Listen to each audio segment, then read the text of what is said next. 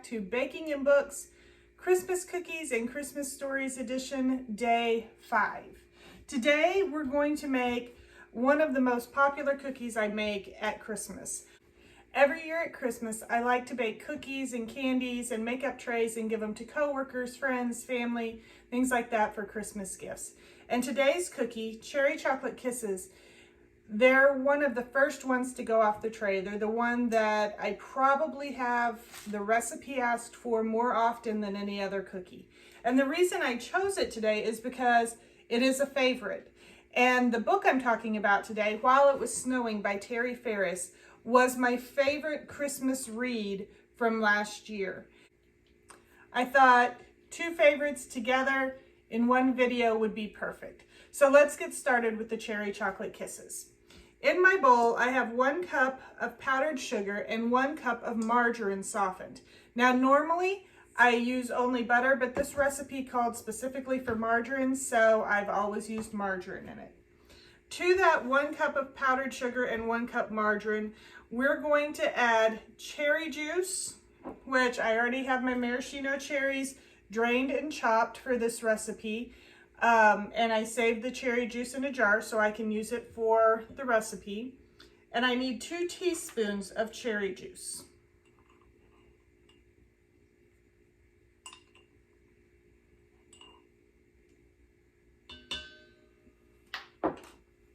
It says 2 teaspoons of cherry juice, a ½ teaspoon of almond extract. I'm not sure there's even a ½ teaspoon left in here. We're just a little short. Let me get this other container open.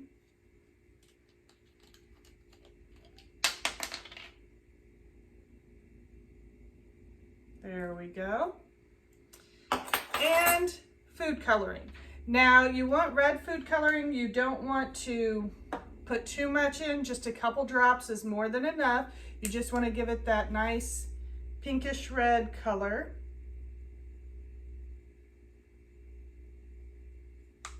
We'll start with 4. If we see we need more, we'll add some more later. And what we're going to do is blend these all together.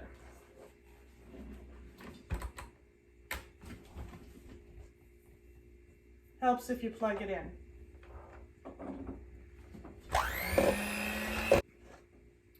Once that's all mixed, you'll see it does make the butter and powdered sugar mixture kind of a nice light pink.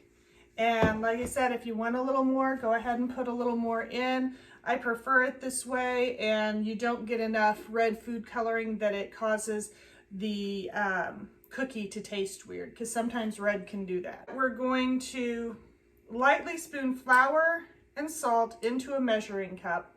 And I went ahead and did that prior to starting recording.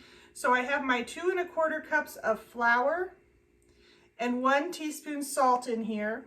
And I'm going to add those in. And again, I'm just going to mix these real well. And once you have those mixed, you're going to add 1/2 cup of maraschino cherries. Like I said, they have been drained and then chopped. I used a food processor just to chop them up. You can do it by hand. For a long time, I didn't have a food processor and I had to do it that way. Really made these cookies a labor of love. But now I have a food processor, so they chop up real quick. Make sure there are no pits in them. I've never had pits in my maraschino cherries before, but today I found 2. So you want to be sure and get those out of there if there are some in there. And then we're just going to stir these in. I will let you know, if you're making a single recipe, the 6-ounce maraschino cherries is just enough to get the juice you need and the ½ cup of chopped maraschino cherries.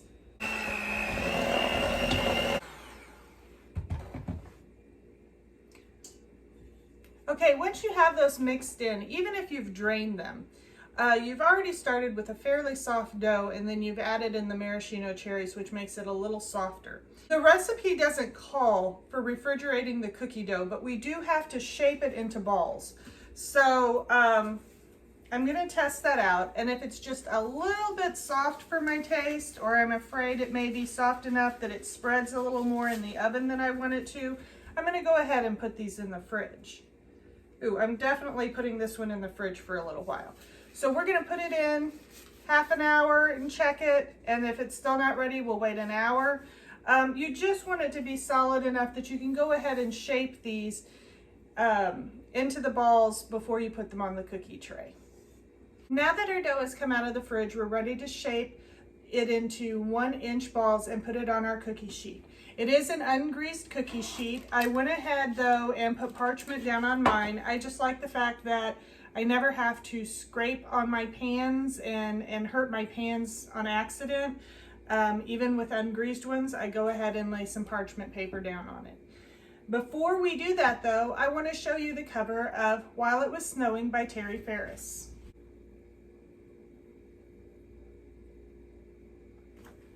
While It Was Snowing is a novella, so it's a little bit of a quicker read, and I think what caught my attention was the cover, because I had never read anything by Tari Farris before, but I really enjoyed the story, and so now when I see her name, I know that I can pick up one of her books and enjoy it. While It Was Snowing is one of those friends to lovers kind of storylines where the boy and the girl have known each other for ages and never seen each other in that romantic light before, and something kind of trips the switch and they start to see each other as more than just friends, but don't know quite what to do with it yet. Danielle Fair isn't your typical heroine. She isn't a girly girl. She was raised by her dad and her brothers, and she doesn't even use the name Danielle. A long time ago, when it was just her and the guys, everybody started calling her Dan. So Dan not only goes by the guy's name, she also takes a not typical feminine job. She is a mechanic in her father's shop. And actually, she would like to, as he gets close to retirement age, take over the shop for him. But she feels like because she's a girl, he doesn't think she's going to be suitable for the job. And so she's out to prove that she can be who she needs to be and do justice to this shop.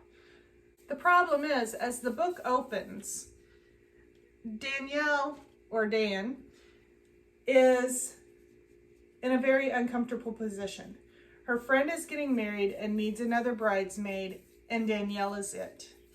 And like I said, she isn't a girly girl, so dressing up like a princess is not in her wheelhouse, but she does it anyway. And this is when things change for Gideon. Gideon and Dan work together, and they've been best friends. He never thinks of her as anything other than just Dan. And then he sees her dressed up, and it kind of flips that switch in him that tells him there could be something more.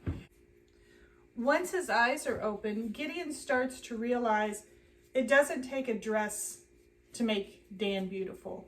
It doesn't take lipstick and makeup and perfect hair. She's beautiful whether she's dressed up or dressed in coveralls covered in grease in the shop. And he also sees her, because of their friendship, as capable. But he knows that acting on any of these new feelings he's having could be disastrous to their friendship, and he doesn't want to lose his best friend. As they contend with these new feelings and ideas, it comes out in how they act towards each other. It throws off the easygoing friendship that they've had, and Dan and Gideon have to figure out what to do with it. There's the fear of, if we go forward, will it ruin what we have? There's also tension professionally, and people trying to figure out who they are and who they have to be. For Dan especially, she likes the idea that someone could find her attractive as a woman, but she spent her whole life being one of the guys. And to prove to her dad that she can take over the shop, she needs to be one of the guys. And so there's also an internal fight for her to figure out that balance of Who am I, and what does it mean to be Danielle Fair? So While It Was Snowing by Tari Farris is a friends to lovers story set on the backdrop of Christmas. And it is the perfect quick read to snuggle up with on a cold day. So we have a tray ready to go in the oven, already preheated to 350. We're going to put them in for 8 to 10 minutes. You want the bottom edges kind of golden brown when you pull them out. They will be soft like our chocolate ones were the other day, but you do want to make sure they're done. So we're going to put these in for 8 to 10 minutes. We'll put the Hershey Kisses on top, let them cool, and show you the finished product. Once your cookies are out of the oven, you're going to want to go ahead and put the chocolate kiss on top while they're still on the pan. Just like with our chocolate ones we made the other day, you're going to press down into it, but not real hard.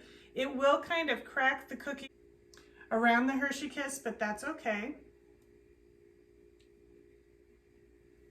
And then once you have the Hershey Kisses on top, you're going to transfer them to a cooling rack. You do, again, want to be careful because the kiss will get soft, and if you hit it like with your hand or you hit it with the spatula, it can make it lose its shape. And this recipe does make almost 48. If you keep it at the 1-inch balls, it probably would, but I have a little difference in some of them. Some of them are a little bigger, some of them are a little smaller, so I got 44 out of it. So you will want, like I said, to be sure and have enough Hershey Kisses for 48.